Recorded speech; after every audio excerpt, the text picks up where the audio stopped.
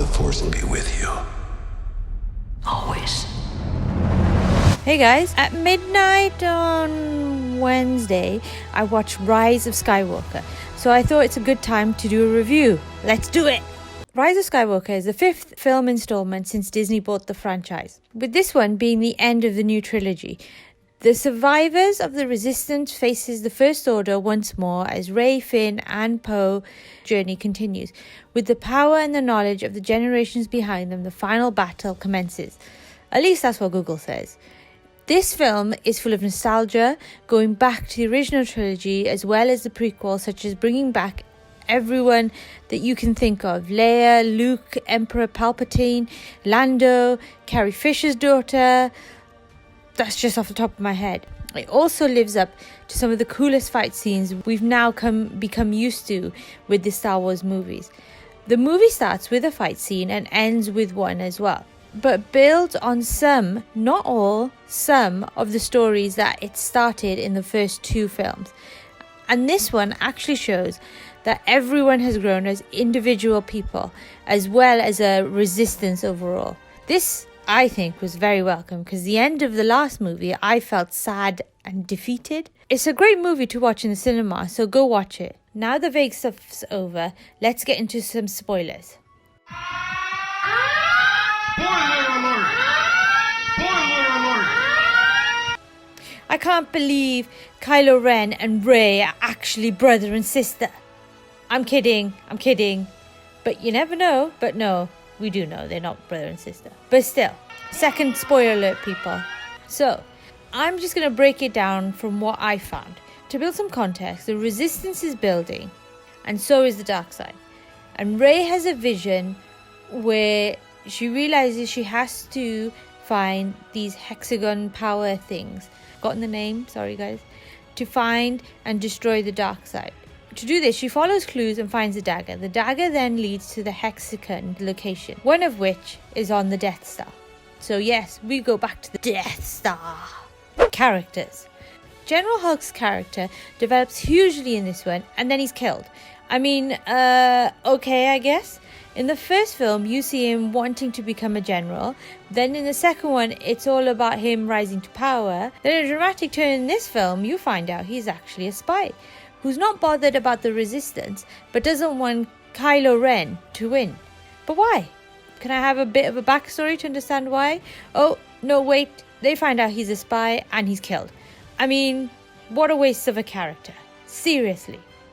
They did, however, do a better job with Rey, where they really show her character development, where she's finally tapping into the potential of her Jedi power, possibly being more powerful Kylo Ren, and maybe her defecting to the dark side.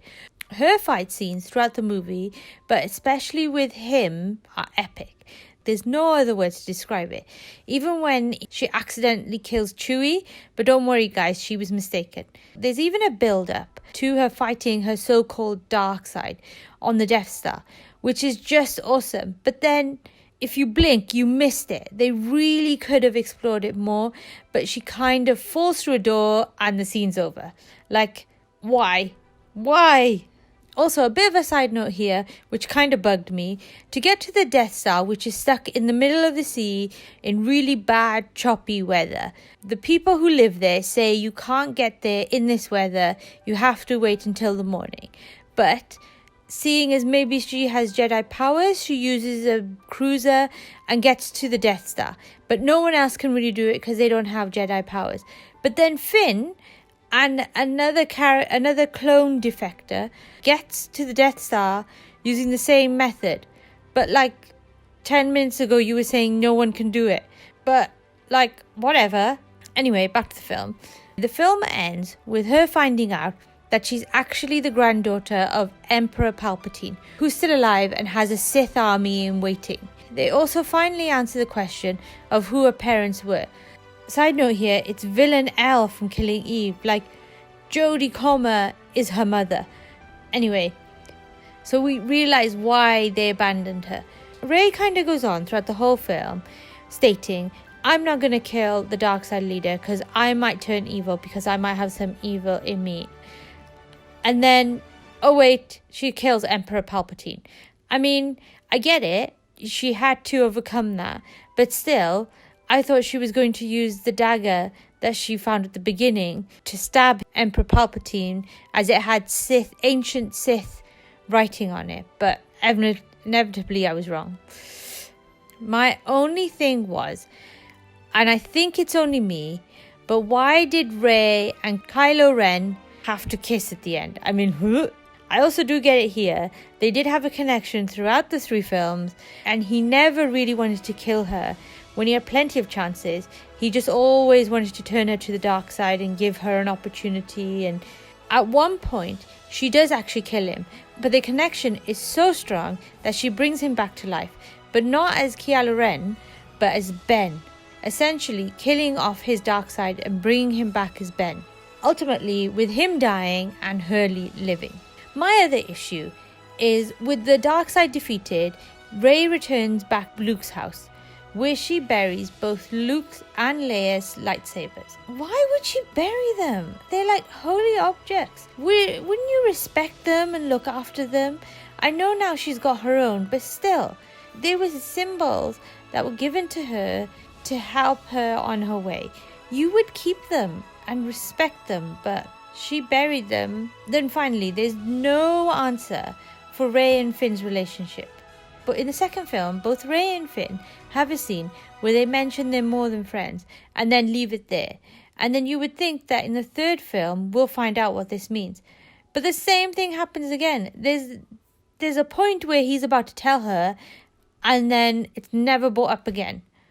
Also, this is just a personal thing, I think, but there wasn't enough Finn time on screen. He was kind of left, or as an add-on piece to the partnership of the 3. Where was Finn? I needed more Finn. Aside from that, the send-off of Leia is really well put together. Within the film, she has a total of 3 scenes, where she uses her final strength to reach out to Ben, and then she passes away. That while later you realise, while she was training to be a Jedi, she knew this day would come.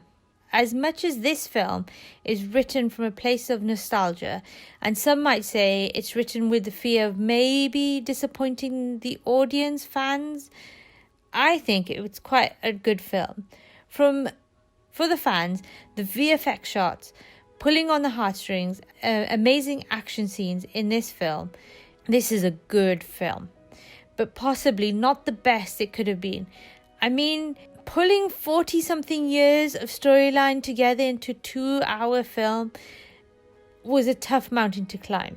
That's my review, guys. Thank you so much for watching my first review. I hope you enjoyed it. Be sure to follow me on YouTube, Twitter, Instagram, all the stuff. And I'll see you on Monday for a tutorial. Bye! Also, this is just a side note. I really like Kylo Ren's lightsaber. When I first originally saw it, I thought, oh my god, amazing. 2 lightsaber thingies on the side. But then when you think about it in a fight scene, doesn't it kind of get in the way and you're like, oh, I grazed myself. Oh, I nipped my leg. Oh, I hurt my chest. No? Just me? Do I only think of these random things?